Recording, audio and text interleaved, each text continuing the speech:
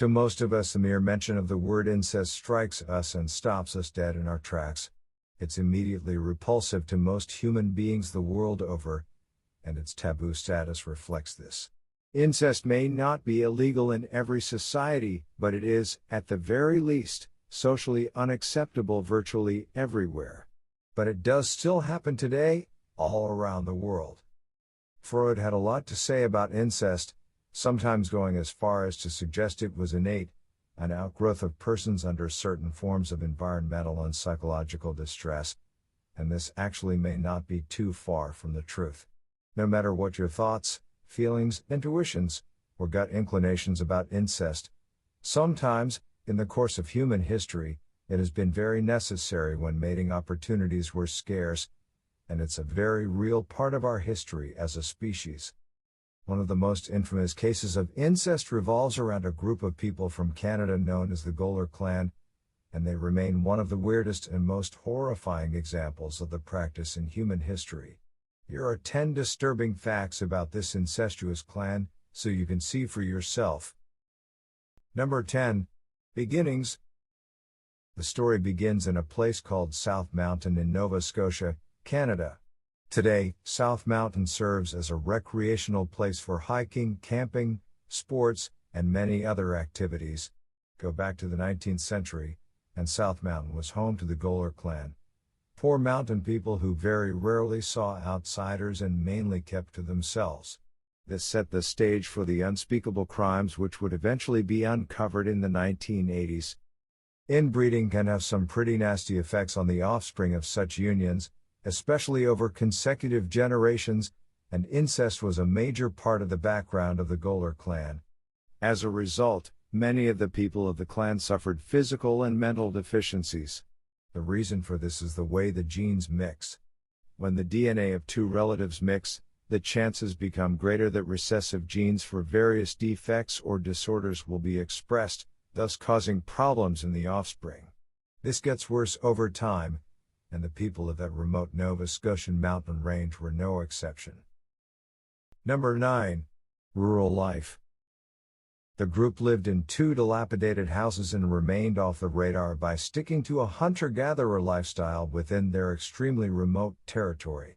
They collected welfare checks and would sometimes work for nearby farms, but they were otherwise almost entirely removed from society. The Goler clan remains so remote through the generations by supplementing themselves through the habits of the ancient and prehistoric humans, by fishing, hunting, and gathering nuts, fruits, and berries for subsistence. The labor was divided, children did the small chores and such, while the adults handled other tasks and collected their welfare checks. The adults of the Goler clan, over a dozen in all, had little education, which possibly played a critical role in the abuses which were to follow. The children, on the other hand, actually attended school, so there was a deep divide in the attitudes and perceptions, as well as the age, of the people of this mountain clan. Schools are institutional centers where our children not only learn the basics of math, science, and other academic subjects but also interact with one another and learn how to conduct themselves morally and within the greater societal framework. This was almost wholly lost on the adults of the Goler clan, and it shows. Number 8. Sexual assault. Sexual assaults were taking place behind the metaphorical closed doors of the clan's areas. Investigations would reveal that the adults were sexually exploiting the children in the most horrifying of ways. There were allegations of torture, sodomy, and physically violent sexual abuse of the children by the adults. It's the most horrifying of thoughts, that young children were actually trapped and preyed upon by grown adults, their own family, who held total power over them. Far removed and isolated from society at large, exposed, terrified, naked, and afraid in the rural mountains, these children had seemingly no chance of escape. In all, there were over 130 sexual abuse charges of various sorts brought against the adults. Ultimately, 13 of them would go to prison for their crimes. Number 7. Help. Sadly, before the sexual abuse allegations came to light to the public at large, the children cried out for help to adults outside the clan. Their cries fell on deaf ears, reinforcing the idea that we should take all accusations of sexual assault seriously. From approximately 1980, several of the children, on multiple occasions, tried to notify adults of the pain, torture, and sexual abuse they were enduring back in the wilderness of South Mountain at the hands of only partially competent adults who'd been inbred for generations. Worse still is that the children were often returned to the clan with no investigation. And then their family would punish them for talking. For no less than 4 long years this went on as children tried to escape, trapped by family members who were abusing them and dismissed by adults who should have helped. Then their big break finally came. Number 6. 1984. Then, in 1984, everything changed when one of the children, a 14-year-old, managed to get a school official to pay attention to her story, which detailed the monstrous allegations of sexual abuse, torture, rape, and punishment at the hands of the Golers. The girl broke down in tears and cried as she told her story. She revealed that she was being raped 10 to 15 times per month. The teacher had to do something. These allegations got the attention of the Canadian police, who launched an investigation into the clan and found out, much to everyone's horror and shock, that this had been going on for generations. Forced incest, sexual abuse, and rape. The children were objects to be used for sexual exploitation, and much of the group had come from a long line of inbreeding. This wasn't an ordinary case of rural inbreeding but rather was forcibly passed down from generation to generation. The adults didn't bat an eye during interrogations and investigations. They often openly admitted to it as if there wasn't a problem, and it was just their way of life. A sick, depraved, and macabre tale was being pieced together for detectives with every word the clan members spoke. They even bragged about their sexual conquests with the children, a horrifying nightmare to anyone with common sensibilities and even the slightest hint of moral decency. Even the youngest children were used and abused as sex objects for the adults' gratification. Number 5. 13 adults. Ultimately, 16 adults would be charged with crimes, and 13 would end up behind bars. The community was shocked, and the county sprang into action, while the rest of Canada was shocked at what had gone on in a remote part of their own country. Everyone was glued to the trial, and nobody could take their eyes off of what was happening in this normally quiet section of Nova Scotia. The trial revealed that sexual assault had gone on within this small, tight-knit clan for over a century. But it all came to a screeching halt the moment those 13 adults were sentenced for their crimes and began to serve their respective terms of 1 to 7 years.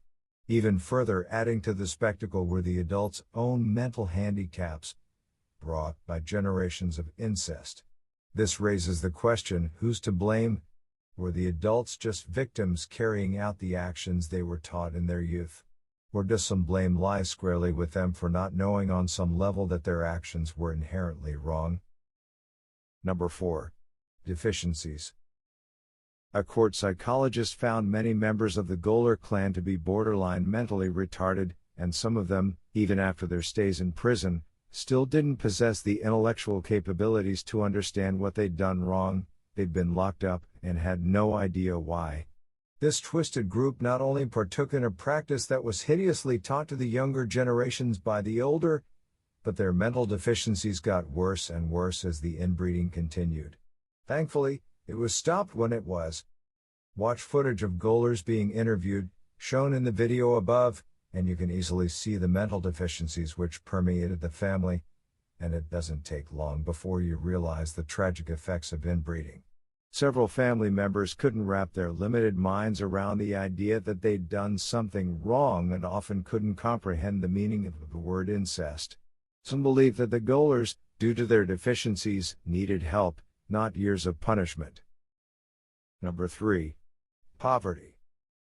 The Golers had no running water or many of the other luxuries and enjoyments of a modern society. Even in the 1980s, one of the family members was completely paralyzed from the neck down and had to live in this minimal, highly impoverished existence. Many of the children just piled onto a small mattress laid on the floor for sleeping, with nothing to do and no socializing outside of the family, aside from school. In the aftermath of the abuse revelations, a local housing official said that the poverty was not only a contributing factor, but the main and root cause of the incest that transpired. This has been true for more people than just the Goler clan. Generations of painfully abject poverty, a complete lack of privacy, and the need for survival under such conditions increase the likelihood of incest. Number 2. Sex ring. It didn't take long after the abuse came to public knowledge for the Goler clan to be referred to as a hillbilly sex ring. It arguably wasn't far from the truth. The father of the family would let people have sex with whichever of his children they wanted to in exchange for some material item, such as cigarettes or alcohol. But it was the only woman who was arrested, Stella Goler, who really ran the show, as the Goler clan was set up much like a cult, not unlike that of Jim Jones. Stella was the matriarch of the family, which so closely and terrifyingly resembled something out of the Texas Chainsaw Massacre. Many of the Golers intermarried with their family members and saw absolutely no problem with this. A man named Roy married Mary Goler, then later married Stella Goler, and then another. Also, a lady named Hazel Pinch married a Goler, and then another, and then another, and then another. And this process had gone on for 120 years. The clan was somewhere in between a sex trafficking ring and a tight-knit cult that managed to conduct these horrible practices for generations. It would have one another's babies, quite proudly, even the children. Number 1. Aftermath. The aftermath was outstanding, and people realized how truly dangerous the isolation of highly rural families can turn out. The children were quite obviously, and thankfully, removed from the home and would be placed into the custody of the state, while the family didn't even understand what they'd done. When asked what the word incest means, one family member stopped and asked, "Insects?" completely baffled by the question. Donna Goler was a preteen when the clan's sexual atrocities were discovered, and she came to terms with the rape and abuse that happened to her as a youth. She would go on to strongly advocate for children's rights and fight to keep children protected from child predators and pedophiles, making a good thing out of a very bad, disturbing situation. Specifically, she advocated for the law to provide greater protection for the young relatives of convicted child molesters. Many of the convicted Golers got out of prison and returned to the impoverished conditions which ultimately caused the problem in the first place, with a complete lack of understanding of what was wrong or what needed to change. Sadly, they simply just couldn't comprehend it. One of the defense attorneys noted that they didn't even have the slightest clue as to what was happening to them during the court proceedings. No matter what your take is on the Goler clan, the events that transpired for over a century were absolutely tragic, and genetic evidence has proven it actually happened for that long. Terrifying.